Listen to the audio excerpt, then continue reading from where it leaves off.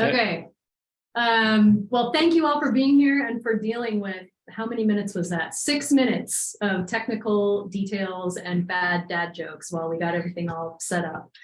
If we have 6 minutes remaining at the end, we'll hear some more dad jokes. So get them going in your brain and hopefully you'll have some to share. So this is just an informal drop-in conversation about some of the updates that we are proposing for the methodology itself. For those of you that have been paying attention to this for the last several years, as we went through the methodology development process, you'll remember that there were a couple pieces of the methodology that as analysts and as people in the stakeholder community that were providing feedback, we didn't necessarily feel were 100% solid yet. And so we've been working in the background to make some technical fixes to some of those issues. So we have a category of those that I've sort of called like known problems with the methodology that we figured out how to address. And then there's a category of kind of data and information needs that have arisen as we've gone through the process of figuring out how we're going to implement the ONA in the land use system. That mostly relate to the dashboard, but a couple of other pieces as well, where we have thought about different and new sort of data sets that would be helpful for the process. So we've got a slide deck to go through. It's going to be, as promised, a fairly technical conversation. So Mike and I are going to tag team this. You can just see Mike's picture while he's talking. You won't get to see his face. So don't hesitate to raise your hand and ask questions as we go through this, and we'll keep it conversational. Just as a really quick reminder, we'll start with what is the ONA methodology itself. It is a quantitative model that we imagine would be run annually with the most recent data, and it's always trying to drive to the smallest geographic level that is appropriate within the constraints of kind of data quality. What it does is it provides an estimate of housing need by income for the state, the regions, the counties, and every city, broken down by income. And that part of it we are sometimes calling the Housing Production Index. And then it also provides a suite of data and information about local housing outcomes and how they vary by race and ethnicity, disability status, et cetera. That becomes part of what will become the dashboard down the road. That category of information we're calling the equity data suite. So the ONA is a toolkit that has both this production index in it, which is where we derive the targets, and then a set of data and information about outcomes. I see a hand from Peggy. Yeah, this is Peggy, Legal Will and Voters. Run annually with the most recent data available at the smallest geographic level available. I'd like to better understand that part of it, particularly since when you did the regional stuff, the data that was available moved you to an ONA instead of an RHNA. Right, so the index, the estimates of housing need by income, those are available at the state, regional, city, and county level. And then the data about race and ethnicity, disability, some of these housing outcomes, cost burdening, homeownership, because of data quality and availability, are not always available at the city level because the margins of error are just too high. So what we're saying here is that we're going to do our best to provide information that is reliable, and sometimes that information might be only at the regional level. Sometimes that information might be at the city level, and it will vary by geography. In places that have larger populations and greater population density, we're more likely to be able to provide information at a smaller geography, sometimes even down to the neighborhood level. So that's just meant to reflect the range of possibilities. Thanks. Okay, let's keep moving. Oh, Michael? Sorry, one quick question about disability status. How are you disaggregating that? Is it just a yes, no, person has a disability or not? Or is it what type of disability, or how is that going to look? Okay, so we have a slide on that. It's pretty deep in the deck when we start getting into talking about the housing. Okay. But the shift that we've made, just to get your brain thinking in that direction before we get there, the shift that we've made is to using some CHAS data, which lets us get into more information about housing status at different geographic levels than we had been using previously. And I will also preview before we get there that data quality is a huge issue, as I know you know, as it relates to disability status. And so there's still more work that needs to be done there, just nationally, to get a better understanding of needs. So hang on to that. Let's keep moving. All right, the ONA has now we're talking about the housing production index and how that piece of it works, because we're going to move into a conversation about some of the methodology changes that we've made. The last time you saw this, if you were tracking from time before, it had 3 components, and we have now separated out a 4th component, which is this one of units lost to second and vacation homes. And we're going to be talking about that quite a lot, because that's the biggest shift that we've made in the methodology to date. So the 4 components, so this is thinking forward about housing need, are projected need, which is the units that are needed for 20 years of population and household growth. Underproduction, so those are units that have not been produced to date, but are needed just to be able to accommodate the people that are currently living here, and that's sometimes referred to as a housing shortage. Units lost to second and vacation homes, and then units to address homelessness. So those have not been included previously. Those are each allocated in different ways. I think we can actually skip this slide. The purpose of it is to provide, is to replace the local projections of housing need in housing capacity analyses with a 20-year projection of growth or housing that's needed. And then to set state and local housing production targets in the housing production strategies. I'm seeing a lot of hands popping up, so maybe I'll pause and see if Mary Kyle wants to jump in. Back to the one that showed the vacation and second homes. That was where my question is. Because that's, I know these reports are kind of separate, but they're coming together, but it's in the housing capacity report, I think. So you said this is the first time it's in the ONA, is that right? So this is part of marrying these together, is that right? So we accounted for it in the first round of developing the ONA methodology, but we didn't like the way we accounted for it. And we're going to go and explain what we did previously and how we're changing it. So I think that this isn't, I don't know how you're accounting for it. So that's one thing. And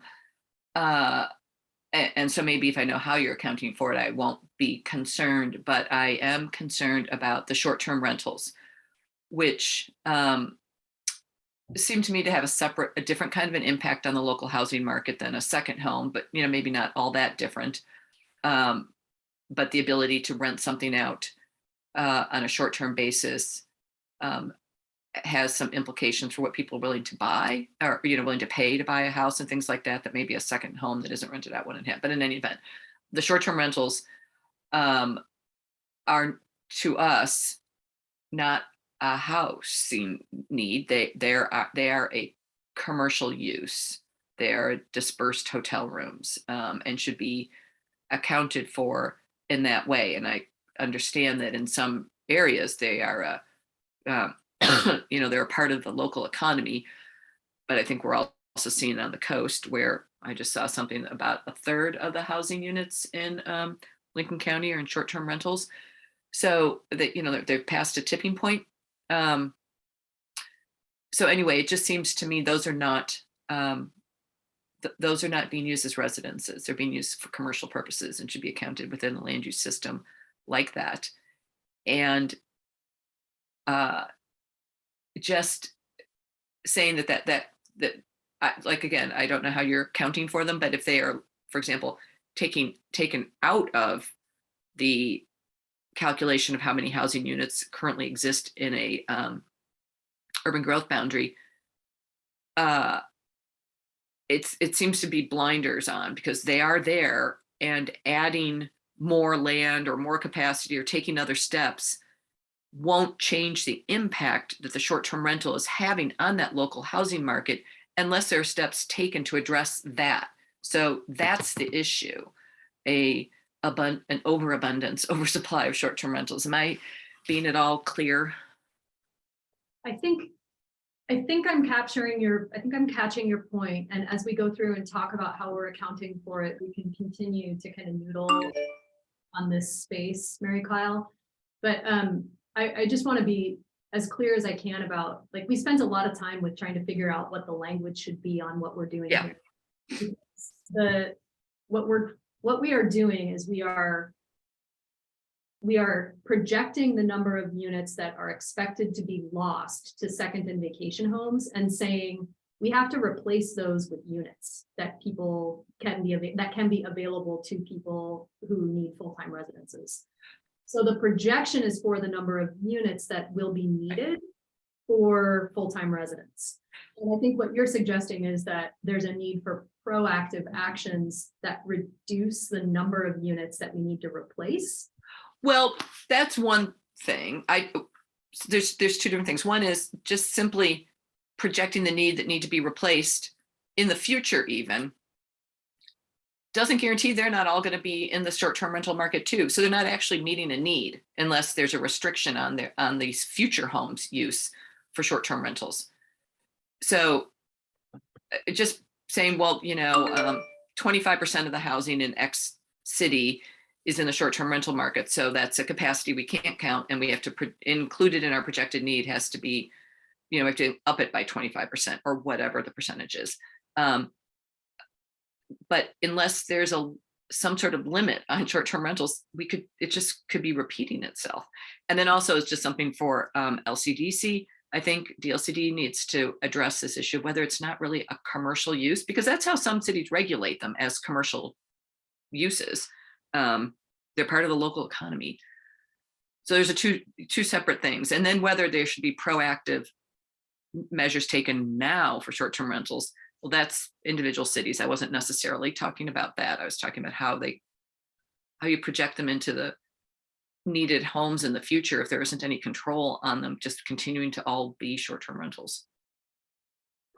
Yeah, that is a sticky question, and one that I think we're going to be talking about as we go through the remainder of these. Yeah.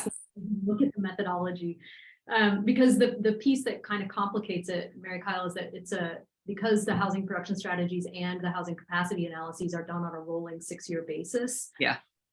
The data are going to be looking at what the trends have been and projecting those forward, but effectively only for the next 6 years. And to the extent that policies work to reduce that, you'll capture it in the next cycle.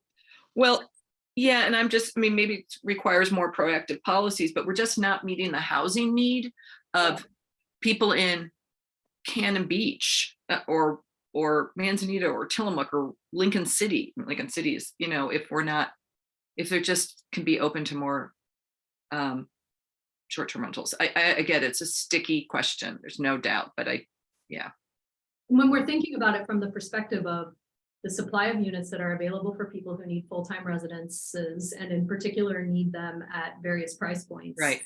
The fact that they have been removed from the stock creates a near-term limitation that we can only address through, from a methodological perspective, the way to address it is to assume we need a new unit to replace it. So let's, Yeah. Can we If I hear can, from, if I can speak to just the policy really fast too, it's the policy is not going to say that second and vacation homes are needed housing, right? But what it's going to indicate, in the same way that, like, if you have demolition of a house, right, you would need to either build a new house, right, to make up that loss. But you can also point to other strategies that preserve naturally occurring affordable housing, right? And that would be preventing the loss of that housing, right? So that way you don't have to build a replacement unit. That would be the same type of framework applied here. Just acknowledging that we do lose some housing units currently because we don't have actions, right, to limit second and vacation homes. We have to acknowledge that we are going to lose some existing housing stock to that. And that's what this methodology is attempting to do better than it's done in the past. Yeah, but if if it just increases the number of houses on the short-term rental market, then we haven't actually met housing needs. I mean, we can. right. So that's the rub. To be clear, our previous methodology was also attempting to account for this same issue, but was doing it in a way that was less nuanced and lacked the advantage of actually calling out the section, the portion of units that were second and vacation homes, so that when you're doing local planning, you can think about how you address that particular piece of your housing need. So we didn't know how many of them were, what portion of the likely future homes could potentially be second and vacation homes, so that you could think about that distinction between needed housing and policies to address lack of supply. Alan? That was a great conversation, and all three of you kind of led to the exact thing that I was going to say about the connection between the methodology and identifying, as you said, Lorelei, this very, calling out this need that is being created by short-term rentals, and without calling that out, it doesn't identify the need for a policy. And so then the framework from there, as Sean said, is there something that a city could identify through its housing production strategies to obviate that issue? And so I don't know that list of tools well enough to know whether or not there are those kinds of policies or strategies in there, but it would sort of point to that need, I think, is what Mary Kyle is getting to, Yeah. if I'm hearing it right. And so I think we should look at that list apart from the methodology to see if that's the case, if this is going to be included in the methodology. Yeah, I think, I agree, but we can't pretend they don't exist, and they have to be somehow incorporated in the methodology. But if that's going to drive a need for housing, then we have to have a housing production strategy that ensures that need for long-term rentals and for other permanent housing is in the housing production strategy. So that might drive a requirement that some cities actually adopt short-term rental caps or something. There's different strategies that different cities have done. Yeah, and I think the way we can start that conversation is in, the housing production strategy, as we're identifying all these different tools that cities can adopt, having a suite of tools around second and vacation homes that, inhibit, right, losing housing to that use specifically. I think that'd be a great way to start that conversation. Great. Okay, Peggy, and then we need to move on. I'm never going to tell you how we've actually done this. Okay, thank you. I appreciate that. And I'm sorry. I just wanted to say that there is a data point on short-term rentals. That's what I put in the chat, is that they have to collect transient lodging taxes. And there is the state revenue department should have that information. They won't have information about a second home necessarily, or a vacation home. That's going to be much more difficult for you to provide. But certainly short-term rentals, there is a data point for. So thank you. All right, let's move on. Go to the next slide, Mike. Yeah. We're ready. All right. Ready, we're doing it. As Lorelei mentioned, technical difficulties, so I'm just talking in the ether. Apologies. So since the pilot methodology, we've really focused our efforts on three major methodological improvements. The first is, as we've been discussing here, how do we think about accounting for second vacation homes? And again, it's not planning for them, it's accounting for how they impact the stock of housing going forward. And so there's really three component parts to this. One is excluding second and vacation homes from our future need. And we'll talk about how we did that. Then it's talking about forecasting units that are lost to second and vacation homes, and importantly, where the income distribution of those units that's lost likely lies. So that's the first big bucket of change. The second is applying a consistent approach to underproduction across all of the regions was another known challenge in the pilot methodology. And then the third is changing income bins to better align with funding programs, particularly at OHCS. And then the last thing we're going to share today is a housing production dashboard, as well as a set of housing equity indicators. So we'll come to that, but we're starting with these methodological changes. So the first is how we think about future need. In the pilot methodology, we use 1.14 units per household, which again is the national ratio, and that includes second and vacation homes. So when we are projecting future need, we are effectively assuming 4% of the stock is second and vacation homes, and we want to acknowledge that we shouldn't be planning for those second and vacation homes. So to get a better nuanced version of that within the regions, instead of assuming 1.14, we're actually going to ignore that 4% that's the second and vacation homes, and focus on where we think existing units will be lost to second and vacation homes. So to do that, we're going to use a baseline of 1.1 units per household. That's the national ratio, excluding second and vacation homes in each of the regions. So that's going to be consistent. And what will vary by region is how we think the loss of existing stock to second and vacation homes, which effectively reduces units for year-round occupancy. You could think about this as future underproduction. It's removing a unit that currently exists today that then needs to be replaced.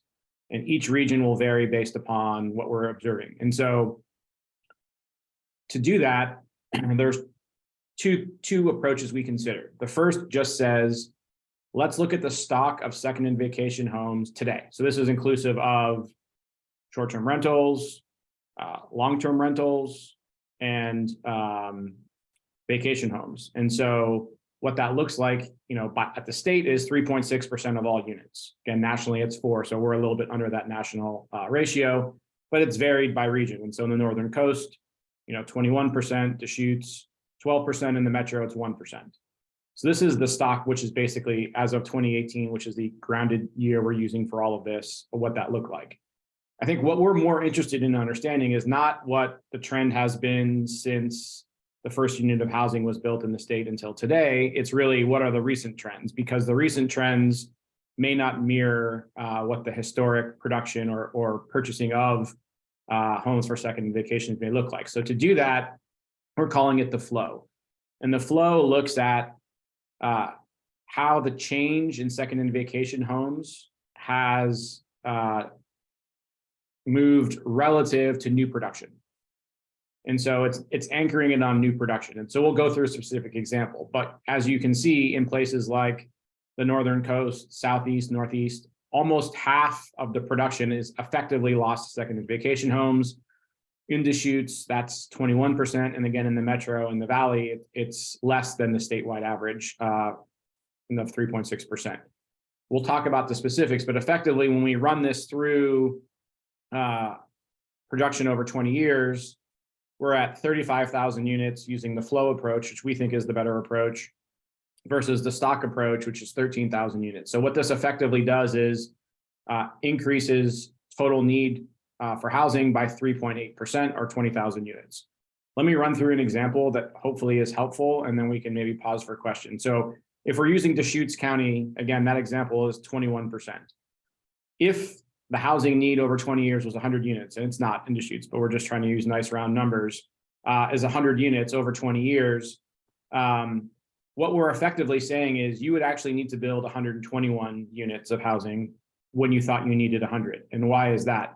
It's two reasons. One, some of the 100 new units that are going to be built are purpose built as second and vacation homes. So they're never occupied by full-time owners or renters. And the second is we have some of the existing stock that's converted to second and vacation homes. And so when you thought you needed 100 and you built 100, you're actually 21 units short. So what that means is you need to build those additional 21 units to account for purpose-built units and units that are lost from the existing stock to get back to that 100 units that you had planned for to accommodate future need. Let me pause there and see if there are questions before we jump ahead. Oh my goodness. Yeah. So that makes an assumption that could consider to be a policy decision that we accept short-term rentals is the right thing for Oregon, and that we ought to simply accept the fact, and I totally, concur with what you have come up with, and don't have an alternate answer to this fact. I don't have an answer. I'm just shocked. And I would say that I understand all those numbers, but unless there is a restriction going forward on the 100 or the 121 units, they could potentially all be short-term rentals. If there isn't a housing production strategy to ensure that the needs of projected full-time residents are met with however many units are built, then we're not doing our job. And then I also wonder, when I was looking at the percentages on the earlier slides about the existing percentages in communities, I also just wonder, like, thinking about, Bend, and I think about, are things that were built as short-term rentals originally, like Mount Bachelor Village or Sun River. Mhm. I again think those should not be in the Goal 10 housing stock world. Those are commercial uses. Those are hotels, dispersed hotels, hotel-like. And I don't see them being, that they should be counted in the numerator or denominator or whatever. They're not part of the existing housing supply, and I wouldn't calculate them and therefore taken out of a future housing supply. Well, that's what we're doing. I mean, effectively, that's the change that we made. So when we're looking at calculating underproduction, which we'll talk about next, we're excluding second and vacation homes, as is they don't exist in the stock, and saying how many units are there available for year-round occupancy, and how does that compare to the number of households, and acknowledging that we should have 1.1 units per household. And again, that's excluding vacation. Right, but here, that's where I would say then projecting that additional 21 units, or whatever it is, that to me is something that a city should be justifying in their economic development world, not the housing world. And is that what they want to do? Does Bend want to have more of that, for example? It just, there's something that isn't quite connecting for me here that seems most obvious in a place like Bend in Central Oregon, where there's a lot of the timeshares and that sort of thing, as opposed to on the coast, where I understand, it's a lot more single family housing, and housing is not built there necessarily for one purpose or another. It's whoever the current owner is and whether they decide it's a second home or a short-term rental. Anyway, so I'm just struggling with this. Yeah, and Mary Kyle, I guess my question would be whether I heard the question from Peggy, and I guess I would say I intuitively have the exact same question. Like, you look at these numbers and they're really large, and what does that mean for policy? So to separate out the technical analysis that helps us to understand the magnitude of the problem from the solution set is really hard for us to do in our brains. And I think most of the concerns and questions that are coming up here are really spot on, but are more related to what does the solution set look like? Because we are not really projecting more second vacation and vacation homes than we were in the pilot methodology. They're just distributed differently across the regions and in a way that better reflects where second and vacation home demand is right now. Yeah, it's just not accounting for it, then we're not really truly understanding housing need in those communities. And that was the pushback we heard from especially coastal communities in the first round, was that they know that the demand is different than what we were showing in the initial methodology. Right, which I understand we're getting into policy, which is all the more reason why these are commercial uses and should be treated as such. I'm not even sure why they're in here. I understand counting the housing units and why it has to be tied to a housing production strategy, or all 121 or whatever the number is have the potential to be short-term rentals, and we haven't gotten anywhere. Go ahead, Michael. Can I jump in here? Can you go back one slide to the slide that compares the flow to the stock? So I'm curious about this, and this is not this is not a question about disability for once, I promise. This is a question about the flow and the population growth during that time in each of these regions. Because to me, that would seem to be an important factor. If Deschutes isn't growing much population-wise between 2010 and 2018, and yet there's this huge increase in vacation homes being built, that would seem to suggest that even more vacation homes would be, a disproportionate number of vacation homes would continue to be built and Deschutes life, year-long residents might not grow that much in the future. And I'm just wondering how if you factor that in any way, or if you can compare the population as it's growing in each of these different regions, and whether that would be helpful. I don't know. I'm just trying to think about this problem. Well, the future need, right, is coming straight out of the population projections. And so that's what's driving most of this. I think really what we're trying to get at here is, as Lorelei has mentioned, is if you don't account for the fact that many of the units that you're building, plus many of the units that already exist, are going to be lost to full-time occupants, then you're under planning for that future need. And so that's really why we made this change versus just assuming 1.14 everywhere, which is to say, okay, just assume it's the same everywhere, when we know that it's less than that in the metro and the valley and more than that everywhere else in the state, that we're just trying to establish the fact that and again, this is a question, and should you do this?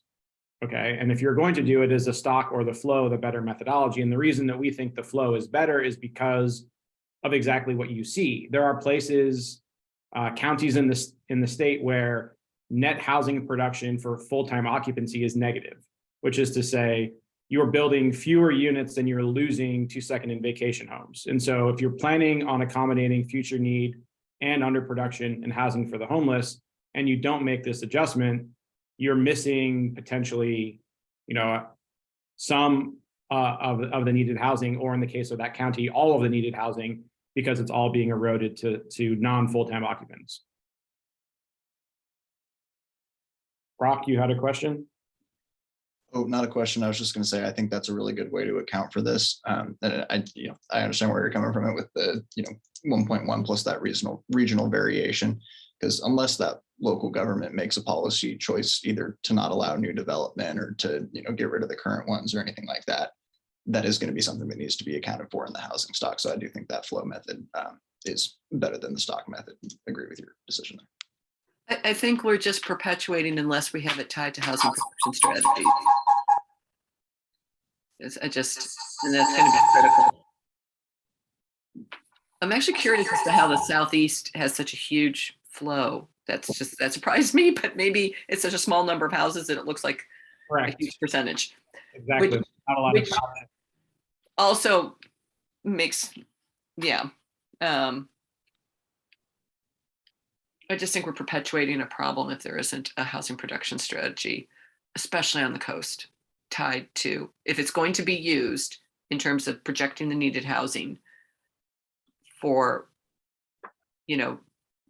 long-term rentals or permanent housing, permanently occupied, then we're not solving the issue. Yeah, and hopefully this data is very useful to that end, right? You can see that you're losing effectively, 1 out of every 2 units on the coast that you build. But you shouldn't get like a UGB expansion, which is hard to do on the coast anyway because of the geography, unless you take a housing production strategy or other things, the other ways in which you're talking about capacity. So maybe this warrants, so when we get into those capacity recommendations, how we have a recommendation saying, hey, the housing production strategy should articulate efficiency measures, right? Perhaps it's worth clarifying, right, preservation of existing housing, including, preventing loss of housing stock to second and vacation homes, right? Is that a worthwhile kind of addition to bring that into the policy conversation? Because it is true that, like, if we just ignore this dynamic, right, we would just underplan, those homes would just be lost anyways. So this actually forces the policy question. Yeah. Yeah, future, not just the existing housing stock. Mm-hmm.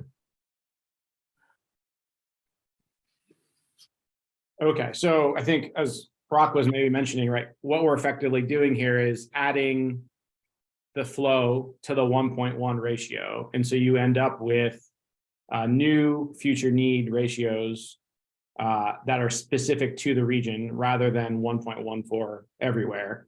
And what that results in is lower need in the Willamette Valley and the metro and higher everywhere else in the state because of that change to 1.1 plus the flow of units lost. So that's really how we're looking at that. I think the last question is, of those units that are lost, where would they fall in the need from an income standpoint? And so in the pilot methodology, future units were based on the current distribution of incomes. And as we know, when we're looking at units lost, those are two things, both existing units that are purchased and converted to second and vacation homes or purpose-built second and vacation homes. And when we look at both of those two categories, it's unlikely that that's matching the overall income distribution of households. That is to say, they're more likely to be skewed to the higher end of the income rather than the lower end. So to estimate the affordability of the units lost, the data is limiting, but really the best we can do is use the year of construction of second and vacation homes and use that as a proxy to try to assign year of construction to where it would fall from an affordability standpoint. And so to do that, we're using a threshold of 1990. So what we're effectively saying is units built after 1990 are more likely to be in the 120 plus income distribution. Units built before 1990 are likely to be in the 80 to 120. And when we do that calculation statewide, you end up with 63% of the units that were lost, projected to be lost to second and vacation homes being in 80 to 120, and the remaining 37% are 120 plus. And again, that varies a lot by region. And so Deschutes County, where you have more purpose-built second and vacation homes, that split is more like 50-50. So that's to say, 50% of the units are new, so they're going to be in the 120 plus. 50% of the units were built before 1990, they're more likely to be in the 80 to 120 range. And again, that varies to where in the Willamette Valley, more of the stock is built pre-1990. So again, this is stepping through those three components, looking at 1.1 units plus the units that are lost and understanding what that income distribution is for those units that are likely to be lost. Questions about this before we hop into the next methodological change? I'll just say what I was about to type. I just think if something is purpose-built for a vacation or short-term rental, or for a short-term rental, not necessarily anything that's on the rental market, purpose-built for that, that to me is a commercial use. It's a hotel-like thing that should not be in this. It wasn't built to be a home or a long-term rental. It's never going to be, or only the rare sprinkling. And that's it should just fall into a different category. I just think that's especially true in Deschutes, where things are just not. I mean, at least some have, if they're purpose built to be rented out, especially multi-unit ones. I just don't understand why that isn't a hotel-like thing, closer to that than it is to residential needs. It wasn't built to meet residential needs. But even if it was considered to be a commercial use, it is still occupying land that was planned for a housing unit. And I think that's the challenge when you're trying to make sure you've got sufficient capacity for housing and planning. Maybe or maybe not. I don't know how the zoning is underneath. That's why, I'm not sure how various things that I can think of, anecdotally in my mind are being counted here. But Mountain Hood Village is a good example of, I don't know what the zoning is underneath that, but those were built to be condos for rentals or timeshares or whatever. But, and I'm sure there are others that are on residential land. It just, the purpose built sounds to me like it's a hotel, like you build a Hilton hotel. Can I ask a question?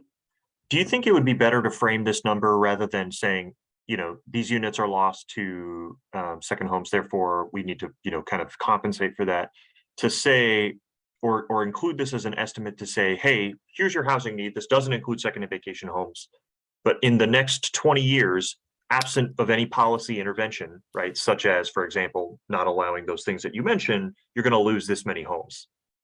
You have to do something about it. At least for those that are purpose-built, just that term, they're not being lost to second and vacation homes. That's what they were from the beginning.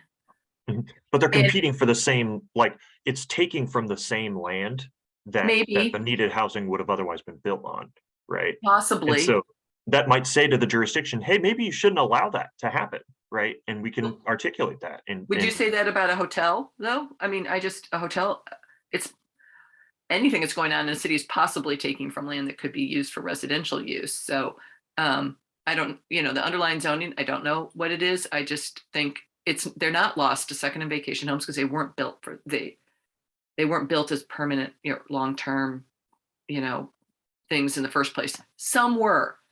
Lincoln City has lost short-term rental apartments to long-term. I mean, it's lost long-term rentals in apartment buildings to short-term rentals. I mean, there's definitely that lost. But the ones that were purpose-built to be rentals, I just don't see that. I would take that out. Taylor. Yeah, a number of thoughts. I want to respond quickly to the question that Sean asked and then go back to the original point that I was going to make about to Mike's question about this slide. But I think we're having a policy conversation when I think from a data perspective, to me, it makes absolute sense to do the adjustment. So Mayor Kylie, I hear your point around like purpose built for short-term rentals, but I don't think we have any method to be able to differentiate between short-term rentals that were built for that purpose versus maybe on an anecdotal basis, but I don't know on a data basis, and I defer to the data experts in the room if there's any way for us to even differentiate between those two things. So to me, it feels really important that there's an adjustment factor, and then local jurisdictions need to be held accountable to their plan around how they're going to make up for that adjustment factor, whether that's building additional units to overcome that discrepancy or regulating the conversion, to Sean's point, from residential to short term. So I think there's a totally maybe separate and bigger conversation about how short-term rentals are allowed to be built in residential zones if they are entirely commercial uses and aren't intended to be lived in, but I don't know if that's something that can be dealt with in the methodology. So that's like my 2 cents about the conversation we've been having. And then on this distribution here, first, I just want to really appreciate how much work has gone into the adjustments and improvements to the ONA methodology. And this is so much better, obviously, than the previous version in terms of accounting for these really detailed and wonky pieces. So I just want to thank the data team for that. And then on this piece, Mike, I'm just curious, this might be a rabbit hole that we can't go down, but the assumptions around the income bracket based on the year built obviously also vary so much by region, not just because of the age of the stock, but because of how filtering impacts prices in different areas. So in some places, and I know that probably can't be accommodated for here, but I'm just curious how you would kind of speak to that difference, if it could be accommodated or not, just what your thoughts were around filtering and that assumption to 80, 120, and 120 based on age. Yeah, no, that's a great question, Taylor. We've talked a lot about this, and I think our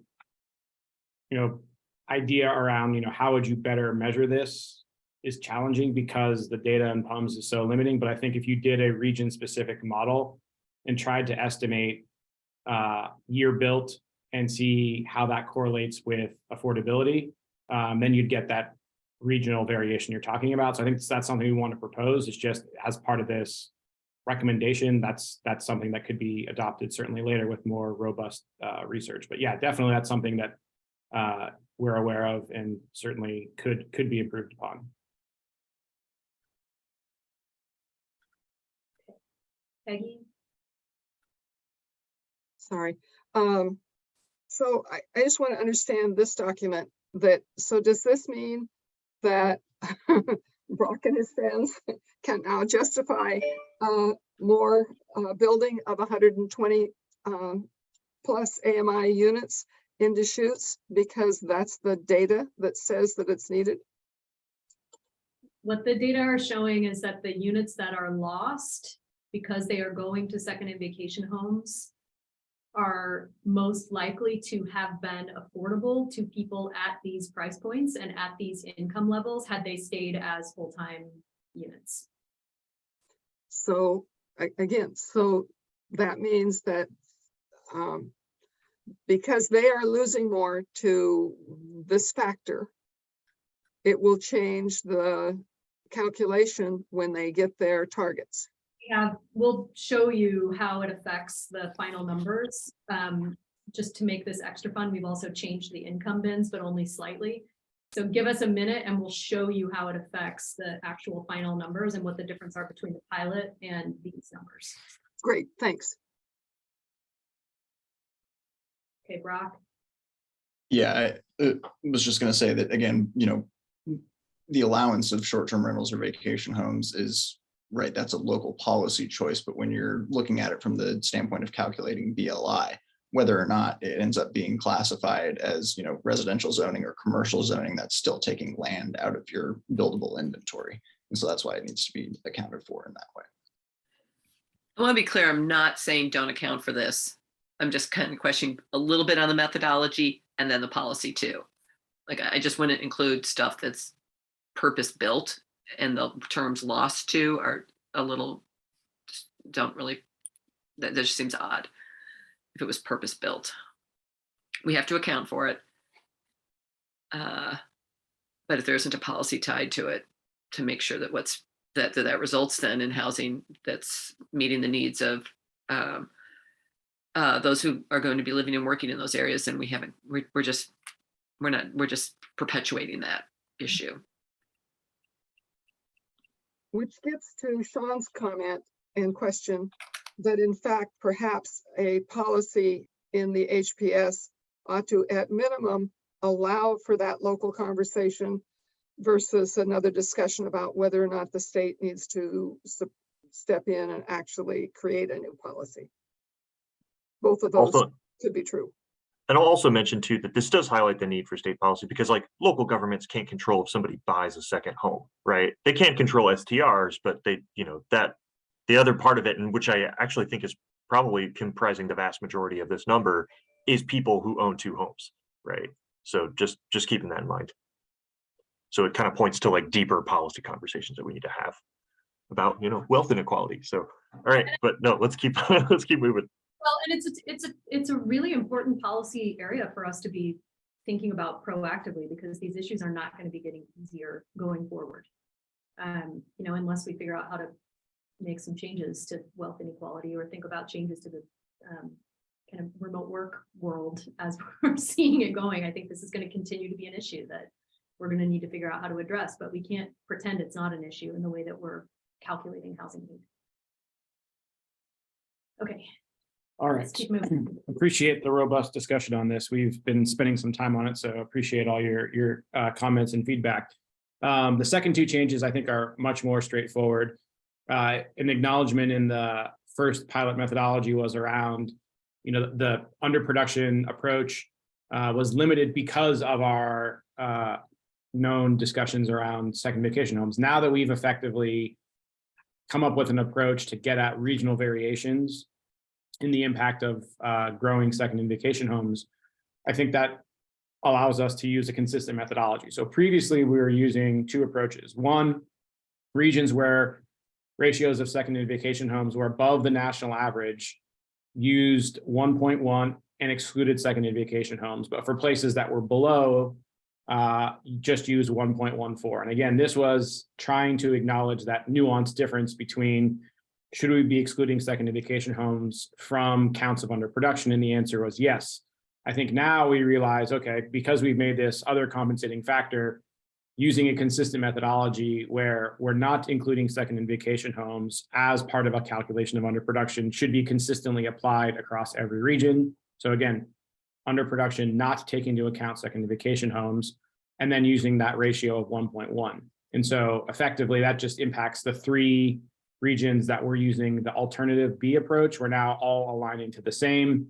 So that's Metro, Southwest, and Willamette Valley are all going to be using 1.1 rather than 1.14. So that's changing underproduction, which effectively reduces underproduction in those three regions because we're no longer counting second and vacation homes as part of a measure of underproduction.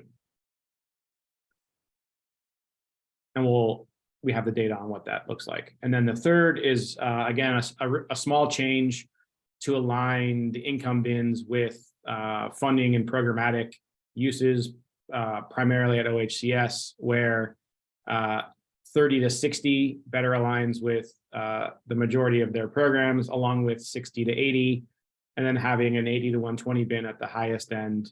So really it's changing what used to be 30 to 50 and 50 to 80 to 30 to 60 and 60 to 80. So the other three bins are unchanged. And so when you put all of that together, we've added in the green bars, which is what we've been talking about, the 33,000 units. We've reduced underproduction, et cetera. And you can kind of see here on an income basis, you know, the difference in need at 120 versus 80 to 120. And then of course, 60 to 80 and 30 to 60 are different bins, and then 0 to 30. And so this is what that looks like. And we have more detailed information at the regional level as well that we'll show here in a moment. Mike, I'm sorry to do this when we're like all together in this way, but just for the sake of clarity, the pilot methodology is labeled as 120 when it should be. Is that right? Yeah, that's 80 to right. 120? Okay, Yeah. okay, great. We just changed 30 to 50. We Okay. had our old new one, Oh, which yeah, was, yeah, okay, that's my fault. that's what we had an alternative revised version, which up until 3 days ago was different. Now it's the same. So this is. So Peggy, this answers the question that you asked. Does it show that there's more demand at the higher level, like marginally? Less than 1,000 units. Mhm. But yes, it does. But I certainly support changing to these percentages simply because they do line up with OHCS. Okay, so in summary, when you put it all together, because of those changes that we discussed, largely around underproduction, it's a 5% decrease in total need over 20 years. So that's 29,000 units. We're shifting between income bins slightly, as you saw on the last slide, and between regions. And so in aggregate, you have 4 regions that now have an increased total need and 3 regions that have a decreased total need. And so this is what that looks like, where Metro, Southwest, and Willamette Valley are decreased total need. And then you can see the distributions change, but overall it's going from 583,000 units to 554,000. That's that 5% decrease. Mike, I am so sorry. Would you mind showing the income bins one more time quickly? Yep. It's, okay, so it's 0 to 30, 30 to 50, 50 to 80, 80 to 120, or no? 30 to Got it. 60. Okay, thank you.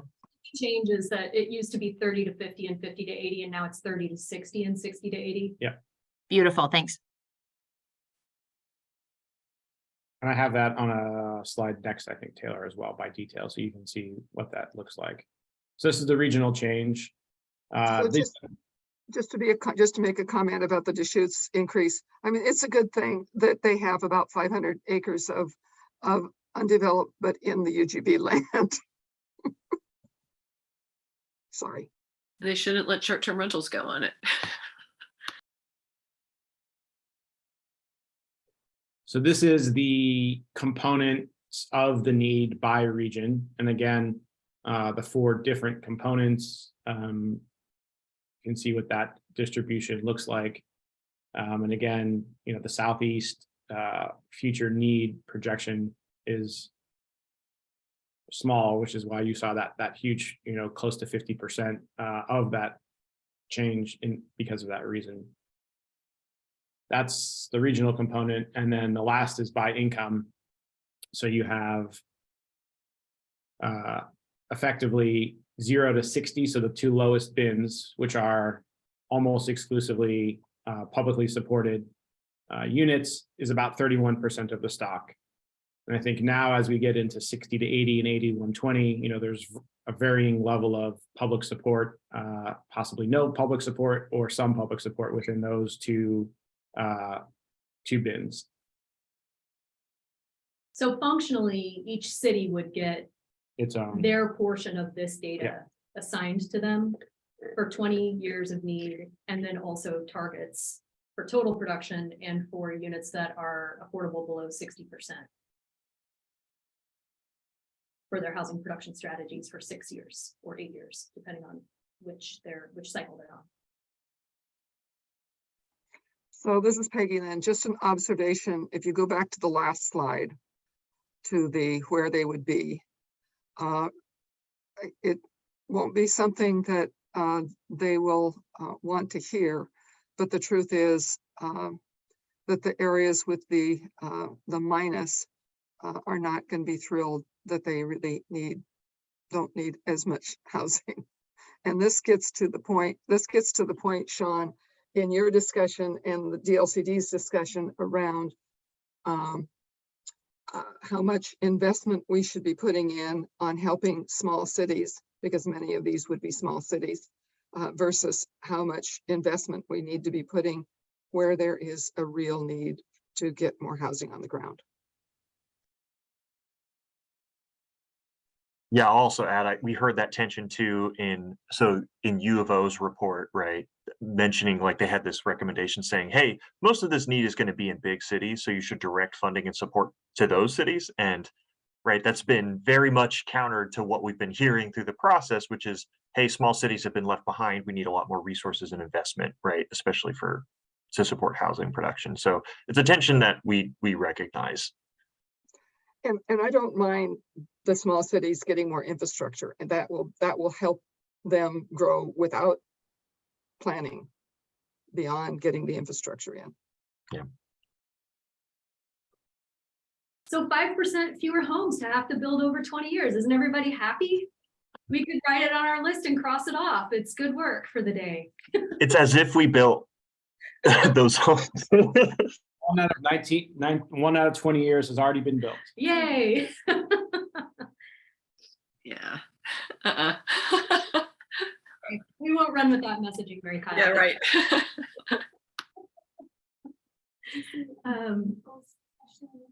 I can't see the chat. No. Okay, so Michael asked how are you or could you account for the underproduction of accessibility? We are not accounting for underproduction of accessible units specifically. However, we would like to be paying attention to that going forward, and handily, that is a perfect transition to what we're about to start talking about. And the question on we would need to know a whole lot more about what's being built in order to be able to track that over time, which would, yeah, Sean, I can see you wanting to jump in, so go for it. And we have recommendations to start doing that explicitly. It starts with Building Codes Division. They need to have a framework by which we could actually measure this, and then we would have to have that in reporting requirements. Okay, so new category of recommendations, shift in your brain into thinking about the data and information that we can provide that's not just about the housing production index, but also about housing equity to help cities understand how they're doing on achieving the outcomes that we care about here. And these are broken into 3 categories. These are the housing production dashboard. So this is the how cities are doing relative to their targets. And then we've got a section where we want to talk about how we're measuring that in relative terms. So we've got some ideas about measuring against peers and regions. And then the last piece of this is not just about production, because we don't care just about production, we care about the housing equity outcomes. How are we thinking about measuring all of that? So I just want to say that we've got, I think, pretty good thinking on all parts of this, but it's really meant to just be a start for what would need to be a longer term discussion. I think more stakeholders around the table would be really helpful for narrowing this down and getting to very specifically what information would be provided on an ongoing basis. And assuming that this moves forward, this would be a really good conversation to continue during rulemaking. So assume that what we're providing here is fodder for a future discussion, and that what we really wanted to do was make sure that there were feasible methodologies of measuring all of these things, so that we weren't starting from ground zero when we were thinking about what this would look like. So Peggy, I see your hand up already. Yeah, I just want to understand who their peers are. Are their peers? We're going to talk about. Yeah, we're going to get there. Okay. You guys are like A+ students. You always want to know the answer before we get there. Okay, advance to the next slide. Okay, so the first is production targets. We've talked about this a lot in the housing production strategies, that one of the key changes that's being made in the system is that cities will have targets that are derived from the ONA, and that those would be for total production, as well as for units that are affordable to people at 60% or below of median family income, and that would require subsidy. So this is a made up city sample data, because obviously nobody has targets yet, and we haven't been tracking at this level of detail, but this is kind of what that dashboard could look like for a city. This hypothetical city has a target of 4,500 units and has so far produced 3,700. And what we're showing with the solid line is what the peer cities have been doing, which we'll get to in a minute, what that means. And on the dashed line, what the regional average has been. So this sample city is doing pretty well, kind of in the mix with what you would be expecting from a market perspective. And then on the subsidized is slightly exceeding. These data are already required. Cities are already in the process of gathering those. Sean can talk about, I'm sure, ideas about how we could improve the process of collecting that data and the data itself. But this particular piece is fairly straightforward and easy to put together. Next slide starts to get at some of the other types of information that it would be relatively easy for us to pull together for new production. And tracking it by housing type, we would obviously need to define missing middle and start tracking that piece of it. But we know that one of the outcomes we care about is it's not just how many units are we building, but what do those units look like on the ground and who are we really serving? So this sample city is kind of underproducing relative to the region on multifamily and overproducing on single family. So again, this is information that would not be that difficult for us to begin to collect. And then the final piece is, if you hit advance, is starting to think about some measure of land use efficiency. And I'll say up front that we've gotten some feedback that these graphics don't exactly resonate for everyone, but hopefully conceptually it works. And the idea here is to start to track how we're doing on using available residentially zoned land. So each of these little graphics is showing across the bottom the number of residentially zoned acres, which could be derived from local buildable land inventories, so estimates of acreage of residentially zoned land, and then the number of housing units that are accommodated on that land. And here what you're seeing is a sample city that, like, literally these are set up so that if it's taller, it's more dense, and if it's wider, it's more sprawled. So, the sample city is getting about 4 units per acre, whereas the peer city average is getting about 4.5 units per acre. And again, no targets here, just collecting information and sharing it back so that these pieces of information can be feedback to cities as they're in the process of developing their housing production strategies and can help them to come up with, help them to understand the amount of emphasis to put on efficiency measures or other types of strategies in their housing production strategies. Peggy, I see your hand. Yeah, I just have a question about more data questions. The 4 units or 2.8 units or 4.5 units, are those exclusive of infrastructure, other calculations? Are they simply the land for the units, for the housing units themselves?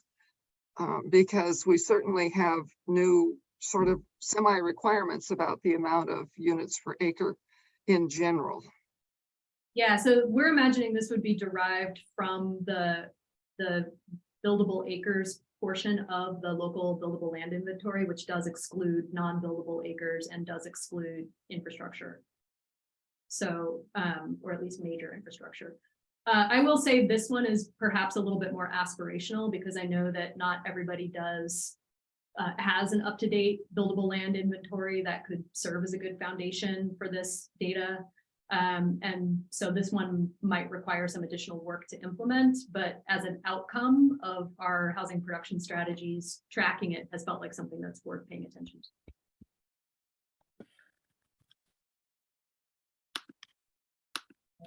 Oh, Mary Kyle. I could see you thinking hard, but then you I'm not. So is this actually showing is it intended to show the current built? Yeah. Like that currently housing built in city A is being built on average at 4 units per acre, per net acre, I guess? Yeah. Per net residential acre, is that right? Yep. So I think it'd be, this isn't an intuitive one to me, but so maybe a few more words to say actually built per net residential acre. So it's not taking into account the stuff that's not built on yet or any of that. This is just the stuff that's actually built up. Then I hope no sample region and peer city looks this low density. So I would want to up the example because this isn't even near aspirational in my mind. That's a very good point. Thank you for that. Yeah, those are quarter acre lots, so Yeah, it's bad. huge. Let's just be a little bit, let's use a better example. A very low bar. I'm trying to as- think where it is. Yeah. Let's not Thank even. you, Mary Kyle. That was the point I was trying to get at, is I was trying to be nice. Oh, To be then fair, just some rely on jurisdictions, me. We'll double all of them. That'll be easy. The Yeah. scale will remain. Yeah. the same. Okay. Now, Peer to the markets. question Go of ahead. peer markets, I think the idea here is comparing to regions where there's different typologies of place within the regions may not be the best way to benchmark. And so are there ways to think about cities that we can group together as peers that are in the same region and also outside of region? And so we tried to come up with a comprehensive list of data that's available across the state and updated regularly. So that's always a constraint here, where we can look at different attributes. So here, population growth, rent, share of detached housing, share of vacation homes, high income households, household size. And again, these are just examples of this first pass at this. Certainly more attributes could be added. The idea, though, is that using data to inform this creates typologies or clusters using an algorithm. So it's not using heuristics and kind of judgment. This is just saying we're going to feed in a bunch of data and it's going to tell us which groups are most like each other and which ones aren't. And here's an example of what that looks like. The chart on the left just is an example of, on 2 dimensions. So you can kind of see what it's trying to do is find places that, don't overlap. On the right, though, is really, I think, what you're really going to get value out of, which is saying cluster number 1, which is the red ones. So places like Estacada, Sisters, North Plain have high unit growth, very high share of high income households, low share of vacation homes. And those attributes put them all together in that same group, and you could do the same thing for each of them. So rather than calling them cluster 1, 2, 3, 4, we've effectively kind of named them based on their most common attributes. And so we have small and growing cities. That's that group 1 I was talking about, Millersburg, Sisters, North Plains. You notice those are from different regions. We have places that are more like recreation communities. These are largely in the northern coast, but Maupin being one notable example that's not in the northern coast. We have higher cost, average size cities, well, with larger household size. So these are places like Canby, Hood River, Lake Oswego, Sherwood, Tualatin, largely from the metro, but not all from the metro. We have places that typically have lower rents, lower income, and are slower in growing. Brookings, Coos Bay, Grants Pass, Hay Falls, Pendleton, and then the bigger cities, Beaverton, Bend, Corvallis, et cetera. You'll notice Portland is not in here.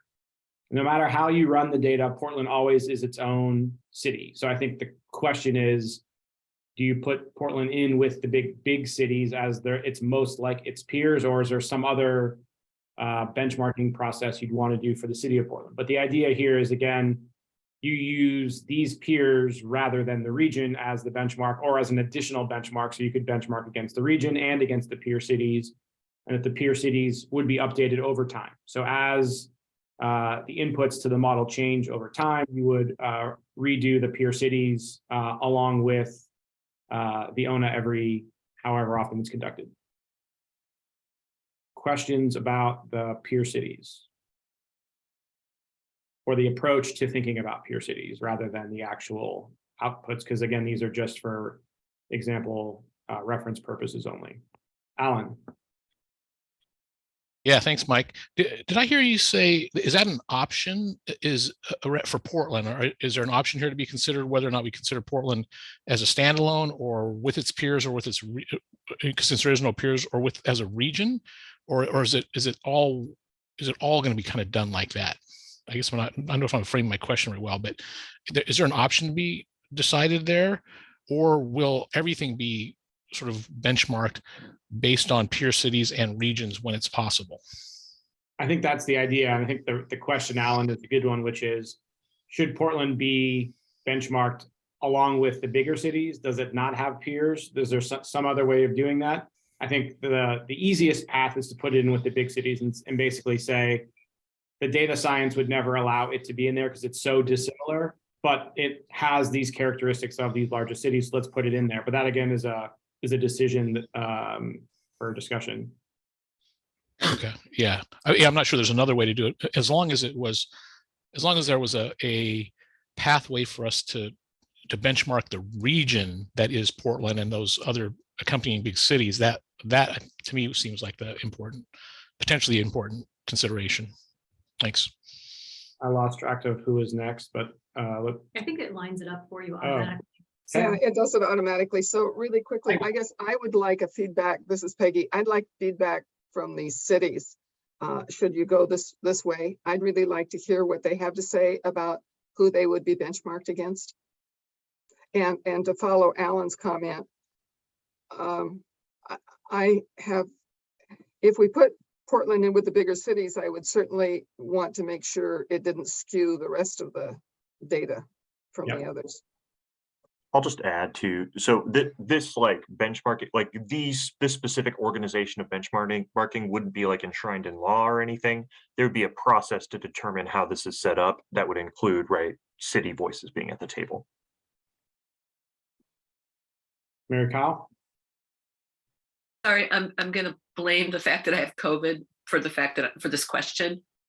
What is the purpose of this again, of these benchmark cities? This is an alternative to regions. So rather than only, and Lorelai had some examples. Right. Like, what is the benchmark? I mean, I guess an alternative to regions, but what's the benchmarking about again? You would look at, for example, your peer cities in this hypothetical example had lower production than the region.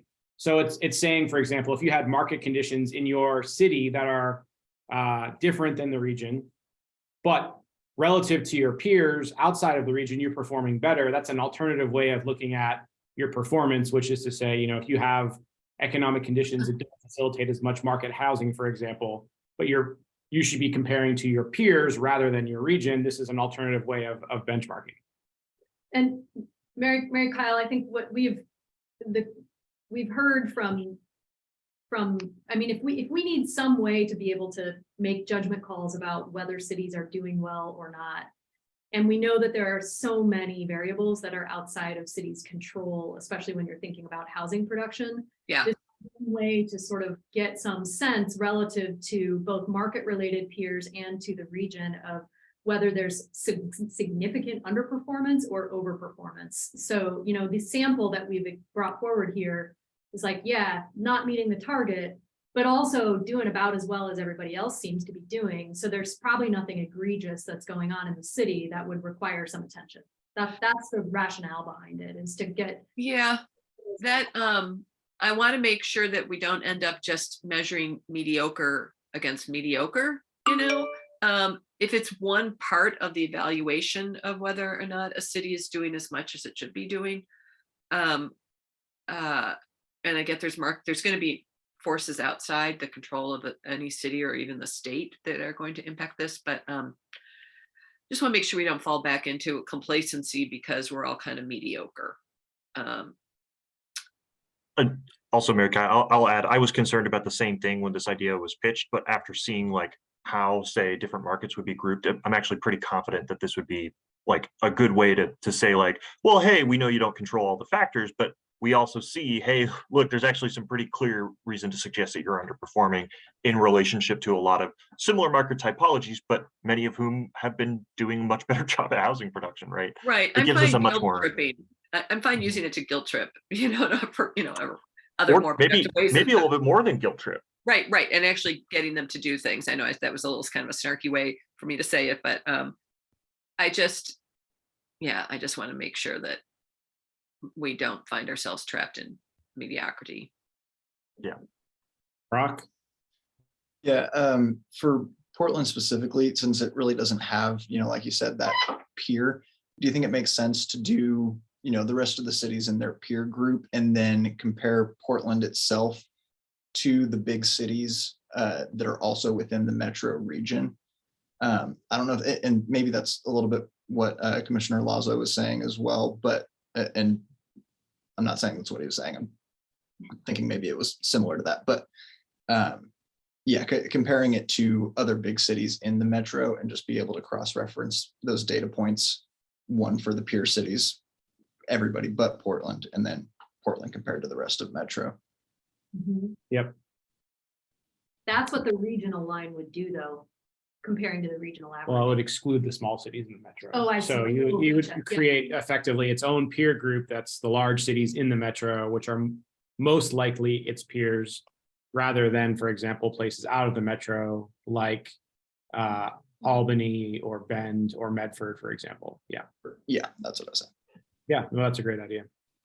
Also, just a consideration maybe in future cycles that it benchmarks against itself, because it does comprise a very significant chunk of the statewide production. So might be Yeah, useful. I think that's the key, is we can present some options on how you could think about Portland. But again, to your point, Sean, this is not in the legislation per se, so there's enough ability later to talk about how you would address Portland. Exactly. We just have 8 minutes left, and I want to make sure we get through some of this. Oh, yeah. stuff.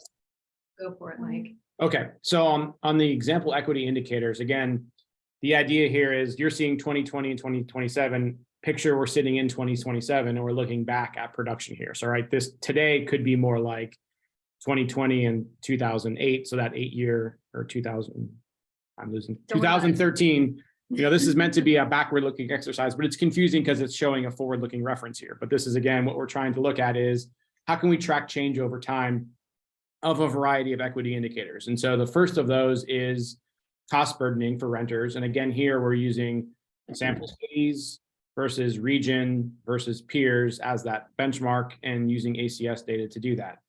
Another way that we can think about things is a disproportionality ratio. Okay, that's a mouthful. It's also known as location quotient. What it effectively is saying is one is the regional or the peer group average, depending on the comparison. And it lets you look at how you are relatively performing compared to your region over time. So if you're less than 1, you're lower concentrations. If you're greater than 1, you're higher concentration. So for example, if we look at low-income households, for example, here you have for white populations a lower share, and this is again totally hypothetical, and a higher share for BIPOC. And then you could look at the same thing for renter proportionality. So this just allows you to look at relative performance and how it's changed over time against your regions or against your peers. Another way that we could do this is to get at more demographic detail. Here, the data again is very limited. So we have a couple of options. One, where the data allows us, we can get at cost burdening by race and ethnicity only. And that's out of ACS. If we go to CHAS, for example, there are definitions of what they call households with limitations. And so these are cognitive, ambulatory, vision, hearing, etc. It's a CHAS definition of a household with limitations. They do not allow in the CHAS data a crosstab, so a comparison of that for specifically cost burdening, but they do allow for that based on what they call housing units with housing, or units with housing problems. Units with housing problems are one of 4 categories: lack complete kitchens, lack complete plumbing, are experiencing overcrowding, and cost burdening. So again, this, any one of those 4 or multiples of those 4 put that household into a unit with a housing problem. And now we can look at BIPOC versus households with limitations versus white populations at the city level and compare that to the region. And we can look at that as a change over time. So this is one of the ways that we're thinking about specifically incorporating a variety of demographic details. Age is not one of those factors you can do in this data, but you can do race, ethnicity, and households with limitations.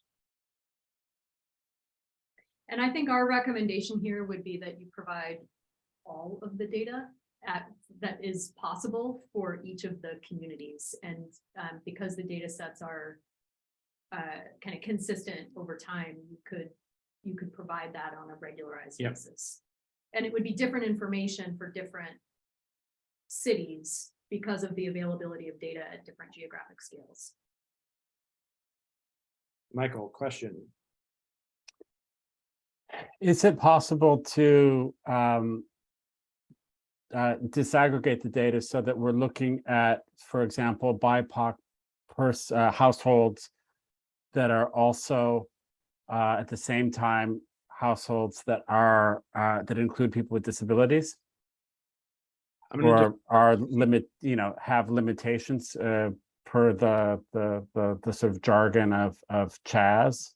So in CHAS, I think the answer to that is no. Inside the PUMS data, the answer is yes, but PUMS doesn't allow you to get to the city. So this, again, if the hope is to provide measures that are localized, that change over time, this is really the best way to do it. At the regional level, you can track at the region what's happening, but you would have, with the limited example of like Portland or Eugene, where PUMAs largely locate inside cities, but using the regional approach like we have, you wouldn't know which cities are have changed performance versus which ones don't. It's just at the regional level. So this is really the, unfortunately, in terms of getting at that specificity, the best way to do that at the city level. But again, at the regional level, you can get more detailed by race and ethnicity, and then also disability status.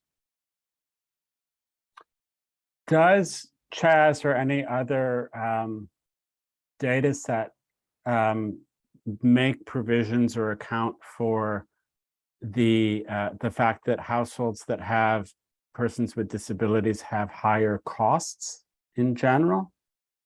Then so if you're a household and you are at the 100% AMI, but there is a person or people with disabilities in the household, even though your income is at that level, given your extra household expenses, your net income is going to be lower than other households that may have, at first glance, lower AMIs.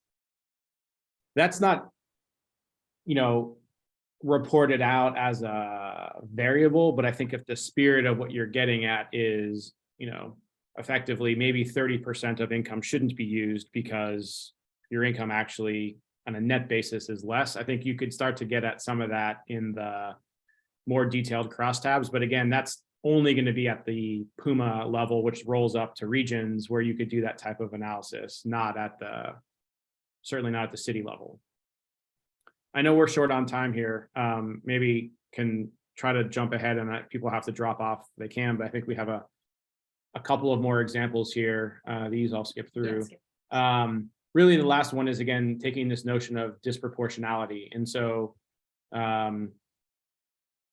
Laurel, I mentioned this at the start. The idea here is we certainly need more stakeholder engagement. But if the idea is to come up with a consistent approach that can be applied statewide with regular updates, these are some of the approaches you could take. And again, it's using that notion of disproportionality. So it's looking at the tract level across the state, the LQ. So this is, anchoring on one as the regional average, and then saying, how does that compare within regions, and how has that changed over time from 2010 to 2020? This is a state look, which is not that helpful. But when you go down to the regional level, what you can see is where you have changes in concentrations over time. So if you're going from low, that's lower than the proportion of white households, to high, those are the dark red areas.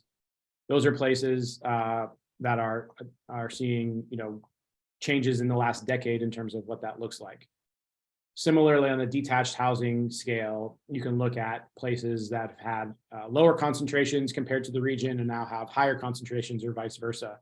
And again, you see some very strong spatial correlations here, where you see North Portland, North and Northeast changing quite drastically versus, say, what the changes that are occurring east of 205 or out on the west side in Hillsborough and Beaverton. And again, the idea here is this is tract level that can be updated frequently. Same thing with change in homeownership rates. I think the idea is we have a variety of indicators. These are just some samples using that LQ approach. I think really what this allows you to do is look at sub-regional patterns. And here we're looking at the pattern of the amount of housing production in a tract versus its share of diversity. So that is to say, how white is its population relative to the region? And we can start to look at this as having 4 quadrants at the tract level. So this is, again, within cities, places that have higher concentrations of white populations and lots of production versus places that have lower concentrations of white population and higher production. And so these 4 quadrants really provide an opportunity to think about a framework for strategies that could be used within those places. So again, these aren't necessarily citywide strategies, but this as part of an HBS could be very helpful in understanding, this top right quadrant are the places that are higher concentrations of BIPOC residents and have lots of housing. The strategy there might be to think about affordable housing production and preservation and retaining accessibility versus places that have lots of production but are predominantly white or higher than the regional average of white concentrations, might have different strategies around affordable housing production and other approaches. On the bottom half of the quadrants, these are places that have less production than average. And so for places that are more racially diverse, you might think about investing and preserving in those places versus places that are seeing less concentration and are more exclusionary and higher concentrations of white. You might be thinking about increasing production and accessibility. So these are just examples of how you can get more nuanced within specific census tracts. And just on that last one real quick, those are included in the recommendations report as a sort of way to think about the guidance that would be available to cities as they're doing their housing production strategies. So starting to think about how that gets tied into the specific actions that cities will take from the data that could be coming out of the ONA. Last slide here, and then Peggy, we can get to your question. This is Lorelai's favorite, so I'll let you take it. Oh, okay. I love this graphic. So each one of these little black dots is a census tract in the metro, inside of metro. What you are seeing is along the horizontal axis, the concentration of whiteness. So on the right, it's on the right, it's more white. Wow. And on the left, it's less white, with that dashed line that goes right through the middle being the regional average. And on the vertical axis, you are seeing the available zoned capacity that's available. And you can see a very clear pattern that as soon as you hit the regional average for whiteness, the zoned capacity declines. And this is exactly the sort of underlying philosophy behind House Bill 2003 was addressing the pattern that you're seeing here. Hence the importance of the policy framework that we were just sharing before and the inclusion of data around housing segregation.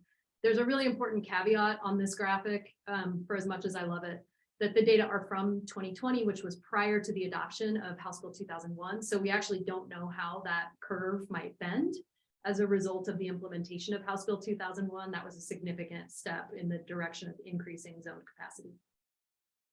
All right, Peggy, your question. So whatever happened to the discussion of opportunity zones, and besides just housing of various races and ethnicities, where people live in relationship to schools or jobs or some of those other factors? Sorry. Yeah, if I can speak to this, I think it points to like what we want are the policies that put people close to, jobs, amenities, like the things that we're talking about. And that's what we should do in our policy document, the housing production strategy. I think it would be, like what we've kind of demonstrated here is that we can get some kind of, rough measurements to give us an indication of like how to target certain strategies, how to at least start the conversation on measuring things like segregation and displacement. But there's not a prescription here. We should be doing those policies because they're good for people, and they give people more choices and flexibility, right? And that's what I think we hope, right, with the emphasis on the housing production strategy and a lot more attention to it, that we can actually start doing. But yeah. I just don't want to lose. I just don't want to lose that we put housing for people in places where they get other things. Yeah. Same here. Mary Kyle? And following up on Peggy's point, yeah, housing for people where they need to live. One possibility would be the housing transportation mix, which Metro has done on the accessibility to non-car alternatives for getting around, accessibility to transit. There's a name for it, the combined housing transit, something like that, factor in Metro. And then also the Center for Neighborhood Technology, which is out of Chicago, has done a whole bunch of this data collection on transportation relative to housing and therefore accessibility to jobs, transit accessibility to housing.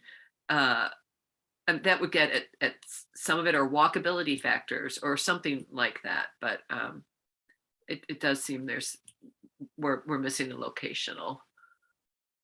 And if you can get around without relying on a car as much or driving as far or whatever, it makes your overall living more affordable.